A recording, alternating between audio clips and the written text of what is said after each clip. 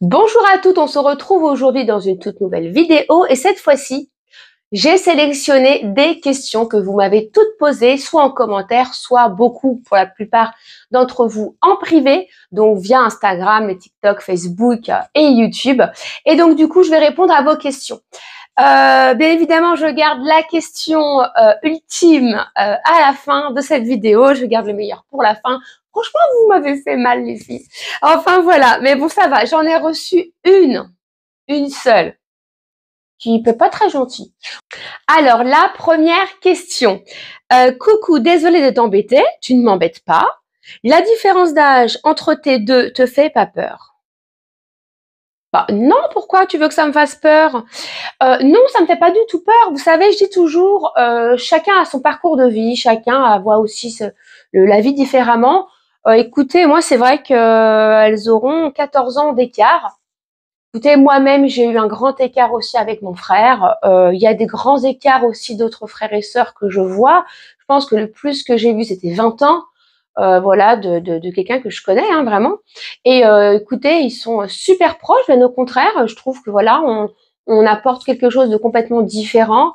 Et puis voilà, c'est vrai qu'on a un petit peu le rôle de la deuxième maman, surtout pour une fille, parce qu'un garçon, je pense que c'est différent. Vous voyez, ça aurait été un garçon qui a un grand écart comme ça de 14 ans avec une petite sœur, je pense que l'approche doit être complètement différente.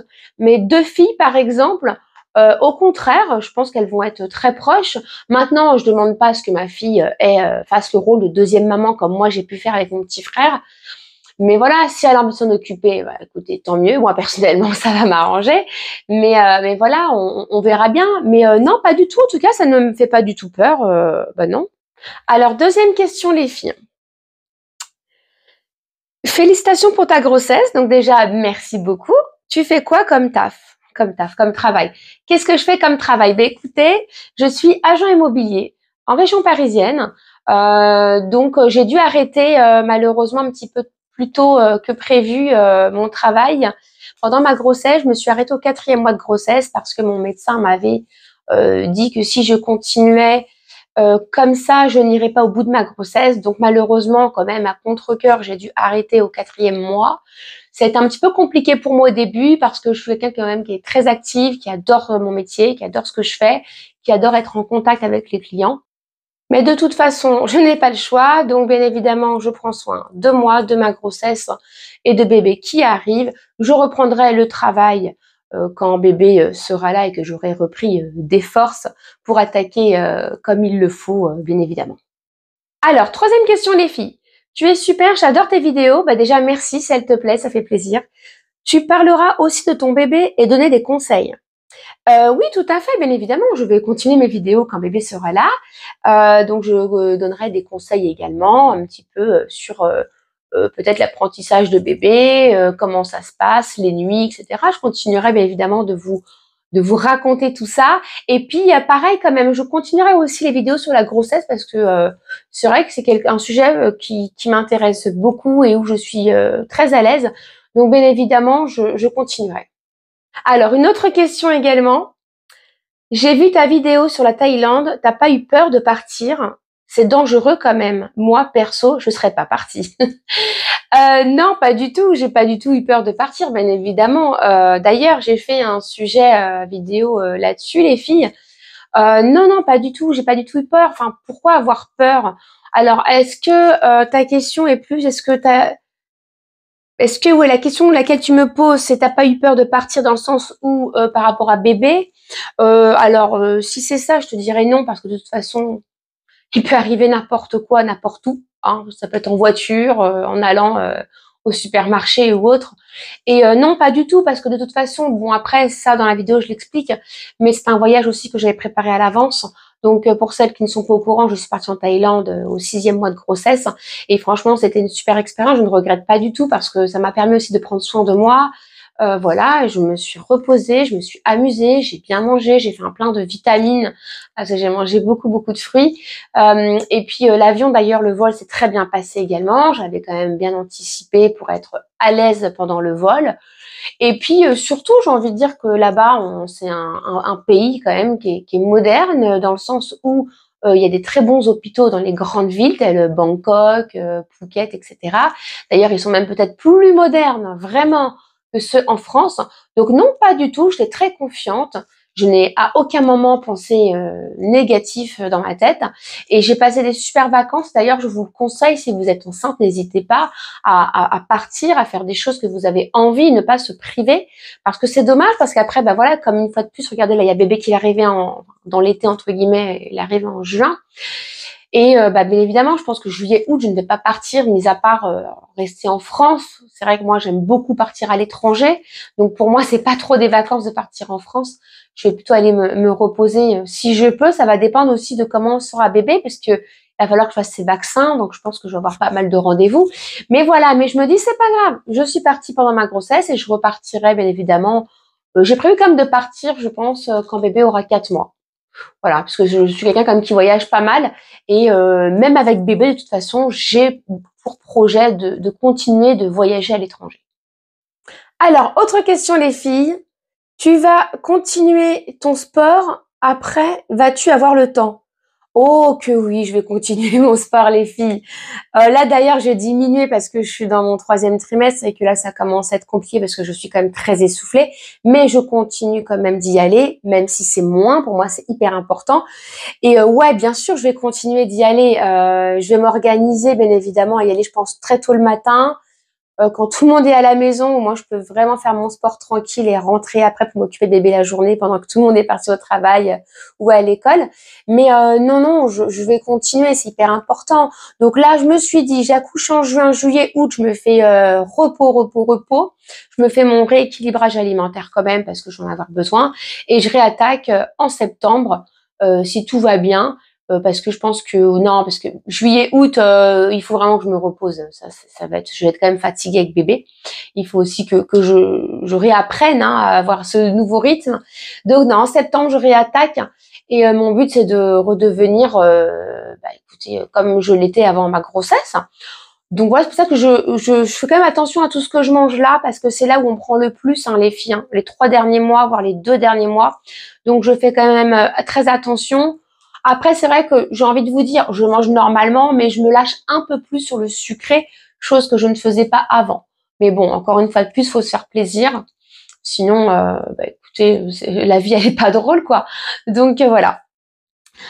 Autre question. Alors, as-tu peur de l'accouchement? Moi, j'accouche de mon premier, j'ai 27 ans et je suis terrifiée. Bah, déjà, félicitations pour ta grossesse.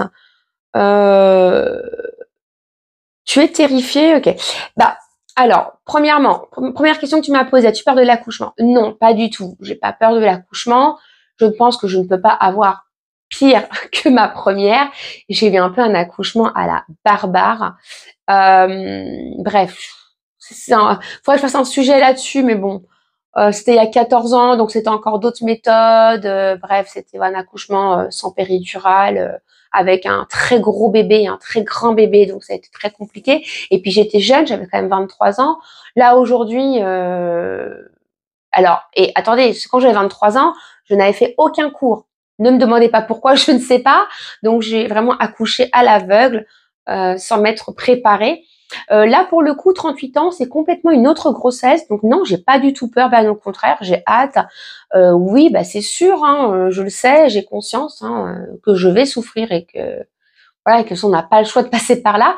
Mais non, j'ai pas peur. Peut-être que par moment, c'est vrai que je peux appréhender, mais je ne peux pas avoir pire de ce que j'ai eu. Donc voilà. Et puis c'est vrai que les sages-femmes sont assez rassurantes de ce côté-là, en allant au cours de préparation à l'accouchement, préparation aussi aux douleurs, comment gérer les contractions. Et c'est vrai que j'ai découvert plein de choses que aujourd'hui, en tout cas 14 ans après avoir accouché, ce ne sont pas du tout les mêmes méthodes. Moi, par exemple, on avait des monitoring fil, donc c'est-à-dire qu'une fois qu'on vous avez fait le monitoring, c'était fini, vous ne pouvez plus du tout bouger de votre lit. Là, c'est tout le contraire. Elle m'a dit maintenant les monitorings c'est en Wi-Fi, donc vous pouvez aller bouger, marcher, vous pouvez aller vous laver. Que chose qu'avant c'était juste pas possible. Voilà, il y a des nouvelles positions d'accouchement. Enfin voilà, donc non, je suis plutôt confiante. Hein. Et donc, la deuxième question, c'est pas trop une question, mais tu me dis que toi tu es terrifiée. Il faut pas, franchement. Alors, encore une fois de plus, n'écoute pas les accouchements des autres mamans, ne regarde pas des vidéos parce que chaque accouchement est différent. Et par contre, participe vraiment au cours. Je sais que toutes ne le font pas. Moi, la première, je ne l'avais pas fait pour la première. Et sincèrement, c'est vraiment une erreur en fait. Il faut aller au cours, vraiment. En plus, tu discutes avec d'autres mamans, tu échanges. Et puis, les sages-femmes sont là aussi pour te rassurer si tu as des questions. Donc voilà. Mais vraiment, allez, je suis sûre que ça va très bien se passer. Alors, avant-dernière question, et après, vous savez, on passe à la dernière question, là, qui est pas très très gentille. Alors, j'ai 40 ans, je suis en essai bébé depuis 1 an et demi avec mon mari. Alors, je veux des conseils pour ma future grossesse. Que me conseilles-tu? Eh bien déjà, je suis ravie que tu puisses regarder mes vidéos, que mes vidéos te plaisent également parce que je sais qu'il y a beaucoup de mamans qui sont en essai bébé qui regardent des vidéos sur la grossesse.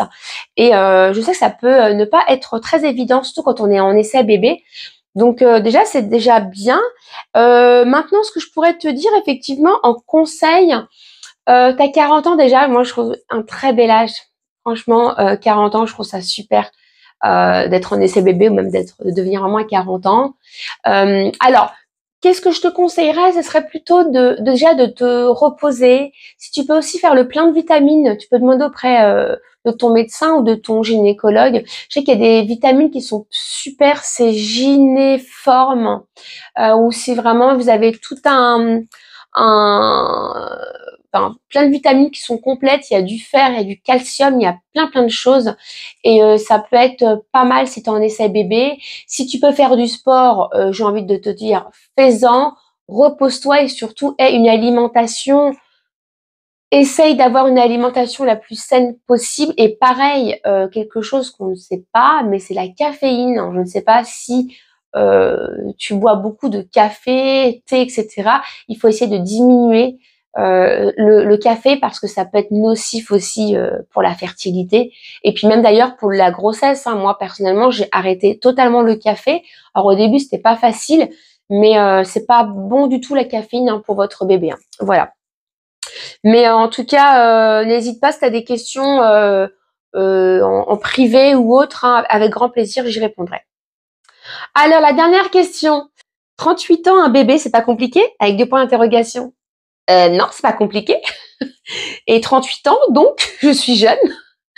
Je ne sais pas quel âge tu as, mais c'est rigolo. 38 ans, un bébé, c'est pas compliqué. Bah non, pas du tout. Au contraire, bah, déjà, je suis jeune, excusez-moi. Mais non, pas du tout, même si j'aurais eu 42 ans. Après, c'est comment vous êtes, voyez. Moi, je sais qu'à 23 ans, je n'étais pas du tout sportive. Aujourd'hui, je le suis. Je suis même peut-être plus dynamique que ce que j'étais à 23 ans. Et au contraire, j'ai la patate. J'ai trop hâte d'avoir ce bébé. Au contraire, c'est une nouvelle vie, quoi. Donc, je sais que bon, alors 38 ans, bon, on va dire, allez, ça devient indépendant complètement à 20 ans. Ouais, donc jusqu'à mes 58 ans, je suis encore avec un enfant à la maison. Mais non, c'est génial, hein, pas du tout. Donc voilà, donc non. Mais en fait, c'est vrai que quand j'ai vu cette question, je me suis dit, mais en fait, qu'est-ce qu'elle insinue, cette jeune femme, que je suis vieille? Mais je suis pas vieille, au contraire, j'ai la patate, moi. Mais non, ça peut être compliqué. Je vais m'organiser entre mon travail, surtout que je vais continuer le sport, le travail, le bébé, la maison. Et donc gérer la maison et gérer le foyer. Donc non, pas du tout, bien au contraire, j'ai hâte. Hein. Donc voilà, c'était ma première vidéo foire à questions. N'hésitez pas si vous avez d'autres questions à me les poser en privé ou en commentaire, j'y répondrai et j'organiserai également une deuxième vidéo foire à questions comme ça. Écoutez, j'ai répondu en tout cas normalement, sans langue de bois comme on dit. N'hésitez pas à liker cette vidéo si elle vous a plu, à commenter si vous avez des questions à me poser, j'y répondrai avec grand plaisir. Abonnez-vous à la chaîne si ce n'est pas déjà fait pour être alerté de mes prochaines vidéos. On se dit à très vite les filles, je vous souhaite une agréable journée, une agréable soirée. Ciao ciao!